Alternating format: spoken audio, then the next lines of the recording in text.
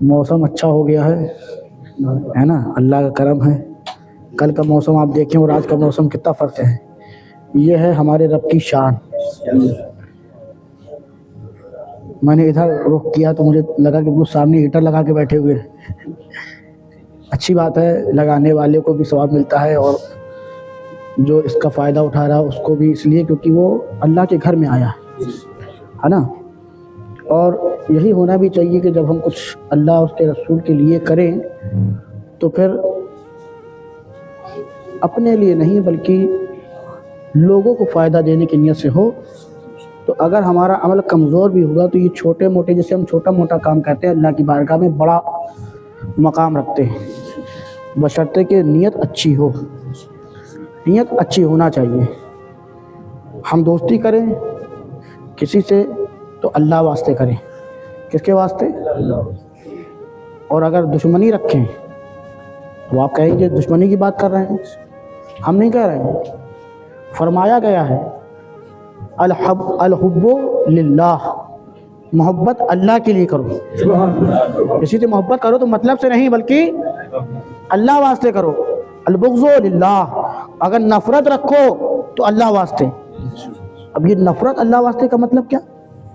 यानी अगर रसूल कायनात की शान में गुस्ताखी करता है तो गोया कि जब रसूल कायनात की शान में गुस्ताखी करता है तो उससे हम मोहब्बत तो करेंगे नहीं।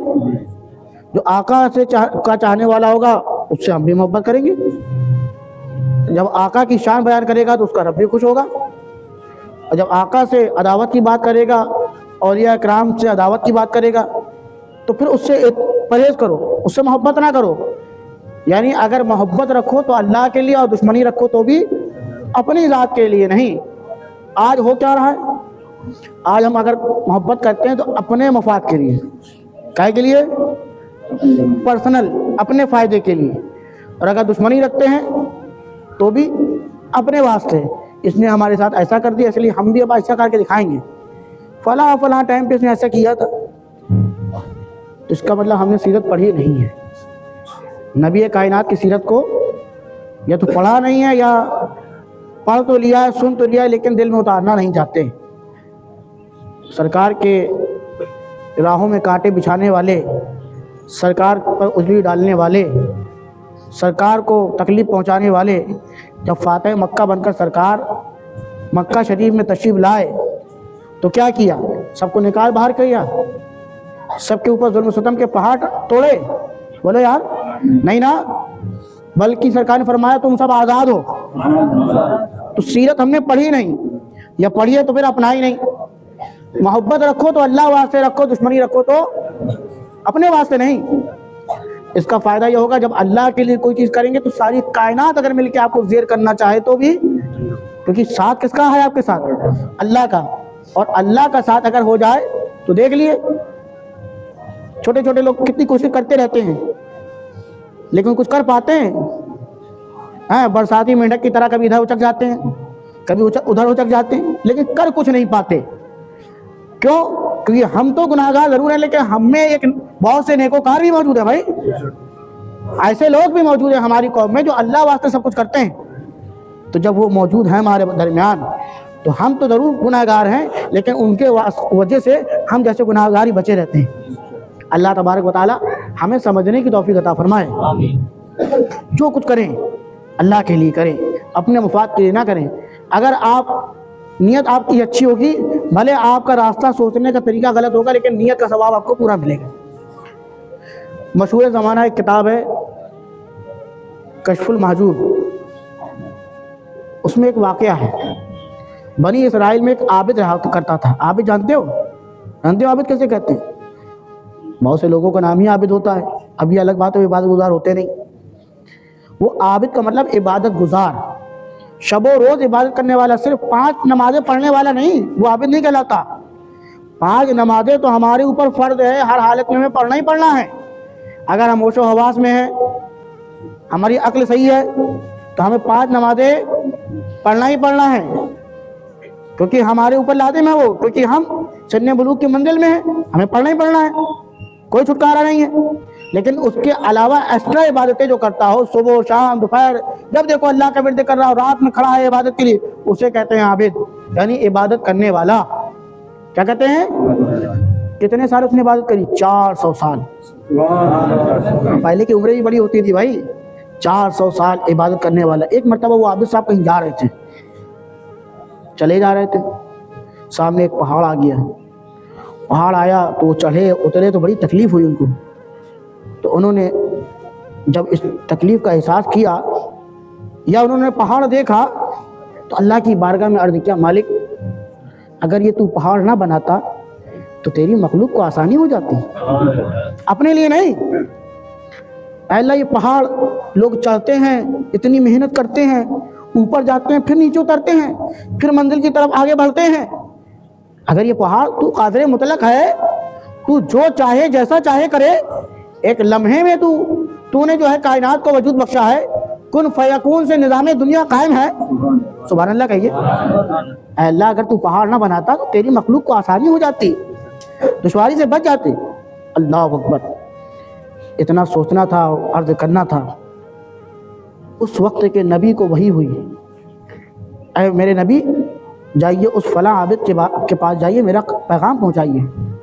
نبی کو حکم ہوا، حکم ربی ہوا، نبی اس عابد کے پاس پہنچے اور فرمانے لگے، عرض کرنے لگے، ارشاد فرمایا کہ اللہ کا پیغام آیا کہ اللہ تبارک و تعالیٰ کی تخلیق میں تم نے اعتراض کیا، اللہ کی مرضی، پہاڑ بنائے، سمندر بنائے، دریا بنائے، کچھ بھی بنائے، اللہ کی تخلیق پر اعتراض کیا تم نے کہ اللہ نے پہاڑ بنا دیا، لہذا ابھی تک تو تمہارا نام مقبولوں میں تھا، اللہ کی تخلیق کی وجہ سے، اعتراض کی وجہ سے، اللہ کی تخلیق میں جو تم نے اعتراض کیا ہے تو لہذا مقبولوں سے تمہارا نام نکال کر مردودوں میں ڈال دیا گیا ہے۔ اللہ اکبر کہیے، کائے میں ڈال دیا؟ 400 سال عبادت کری تھی، صرف ایک جملہ کہ اللہ پہاڑ نہ بناتا۔ کس کے لیے؟ اپنے لیے۔ کس کے لیے؟ لوگوں کے لیے، لوگ دشواری سے بچ جاتے، لیکن اللہ کی بہرحال تخلیق میں انہوں نے اعتراض کیا، پیغام آ گیا رب کا کہ مقبولوں سے نکال کر تمہارا نام مردودوں میں ڈال دیا گیا۔ اب تو اس کو پریشان ہونا چاہیے تھا عابد کو بہت زیادہ، سجدے میں چلا گیا، سجدے میں گیا اور الحمدللہ رب العالمین، الحمدللہ رب العالمین، الحمدللہ رب العالمین کا وظیفہ جاری ہے۔ اللہ اکبر، نبی دیکھ رہے ہیں عجیب غریب بندہ ہے، میں نے تو بتایا ہے کہ تمہارا نام جنتیوں سے نکال کر جہنمیوں میں ڈالا گیا ہے، اللہ نے پیغام دیا ہے، یہ کس بات کا شکر ادا کر رہا ہے؟ جب اس سے کہا تو اس نے سر اٹھایا، کہا مجھے اس سے مطلب نہیں ہے کہ میرا نام جنتیوں سے نکال کر جہنمیوں میں ڈالا گیا ہے، میں اس بات پہ خوش ہوں، اللہ کا شکر ادا کر رہا ہوں کہ رجسٹر سرکاری دونوں ہیں، چاہے وہ جنتی ہو چاہے جہنمی ہے، تو دونوں سرکاری اللہ کی طرف سے۔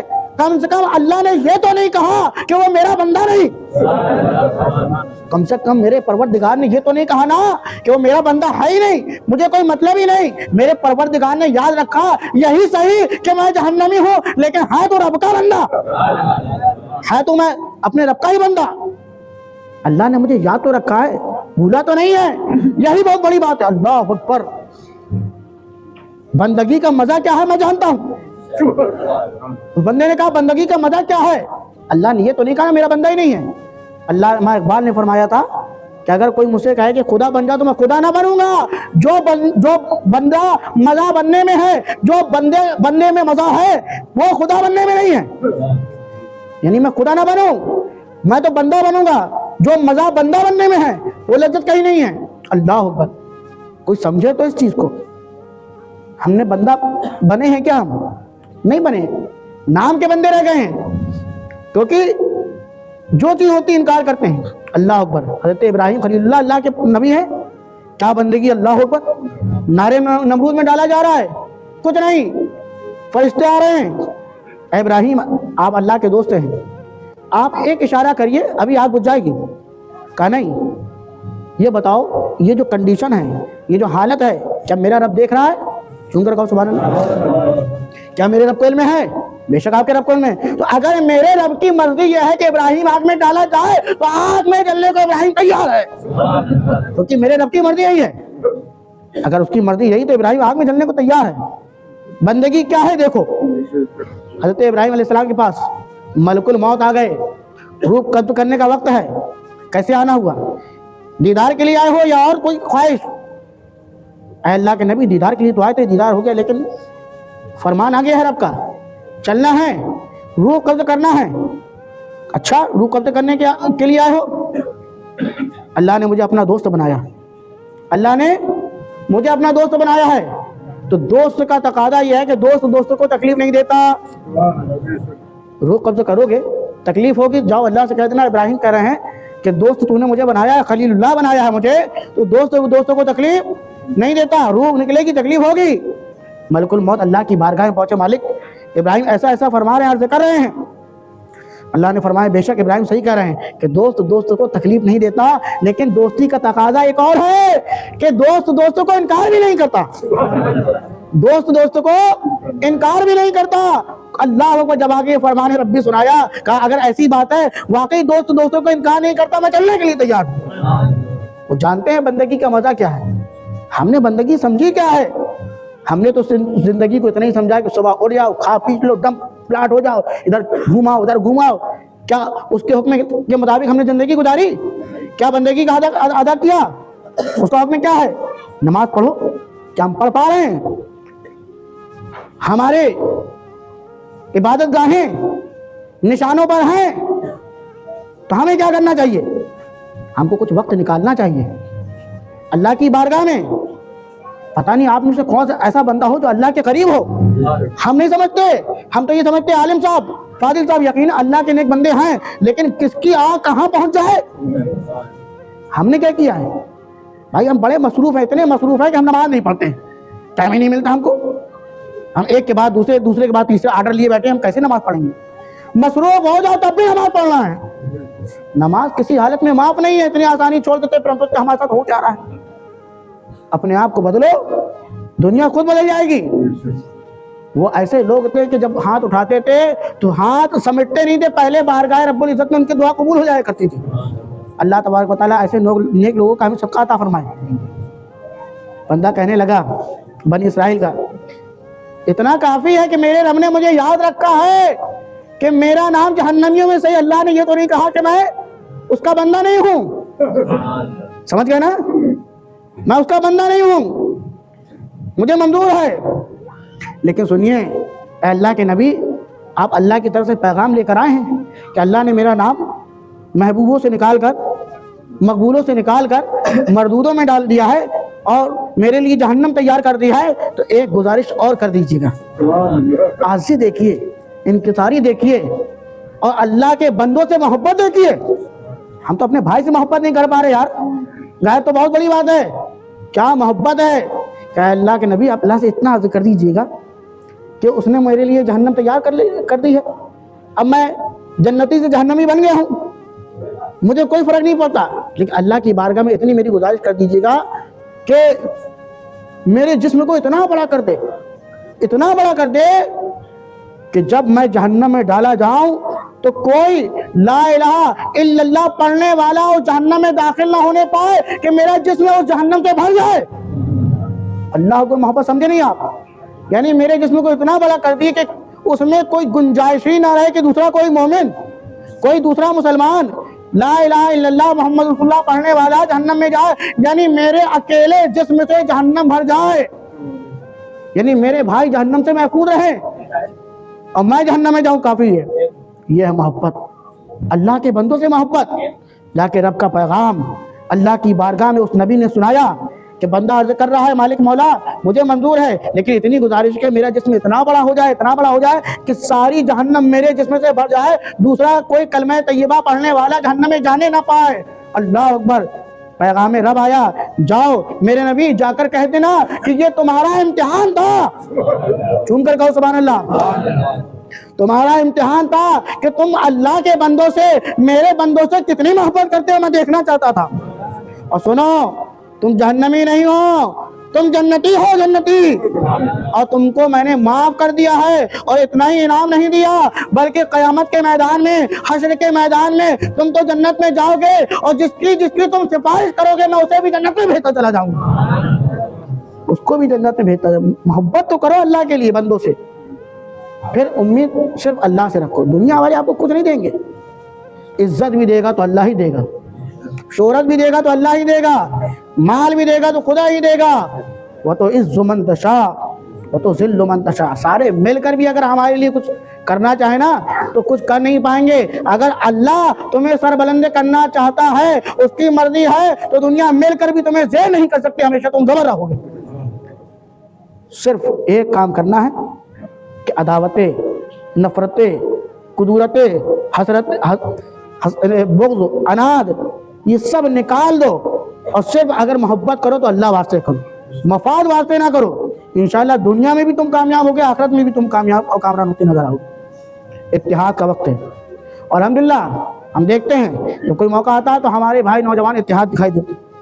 ये इत्तिहाद का ही वक्त है।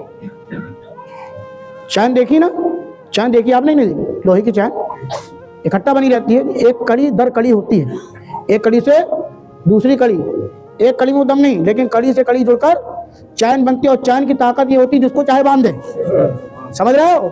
तो आपको चैन बनना है, टुकड़े नहीं बनना है, और ये हर दौर के लिए है। चैन बनिए, टुकड़े ना बनिए। टुकड़े जिस दिन बनेंगे उठा के कहीं भी फेंक दिए जाएंगे, और जब चैन बने रहेंगे तो आप खुद दूसरे को बांध देंगे। और ये कोई वो नहीं है कोई सोचे हम कुछ कर रहे हैं, हम तो इस्लामी पैगाम दे रहे हैं। आप मोहब्बत करिए अल्लाह के लिए। सिर्फ ये भी नहीं कह रहा हूँ कि अपने भाई से मोहब्बत करिए। अगर आप अपने मजहब के अलावा किसी को भी देखें परेशान हाल, तो आप ये ना सोचे फलां टाइम पे इसने हमारे साथ क्या किया था, बल्कि ये देखें कि है किसका बंदा। ये देखें ना, है किसका बंदा, परेशान हाल है, इसने फलां वक्त गाली दी थी, फलां वक्त ये कहा था, वो करे भूल जाओ। क्योंकि जब तुम भूल जाओगे, एक कदम अल्लाह वास्ते उठाओगे, अल्लाह तबारक व तआला तुम्हारी 10 कदम के रास्ते खोल देगा, अल्लाह तबारक व तआला। क्योंकि जब अल्लाह के लिए कोई करता तो अल्लाह को ये गवारा ही नहीं होगा कि उसके बंदे के लिए कोई मेहनत करे, कोशिश करे, और अल्लाह उसकी मेहनत को रायगा कर दे। अल्लाह यहाँ भी उसे तरक्की देगा, इंशाअल्लाह आखिरत में उसके रास्ते हमवार होंगे। अस्तगफिरुल्लाह रब्बी मिन कुल्लि ज़ंबिन व अतूबु इलैहि व मा अलैना इल्ला अल बलाग। अस्सलामु अलैकुम। हज़रत इमाम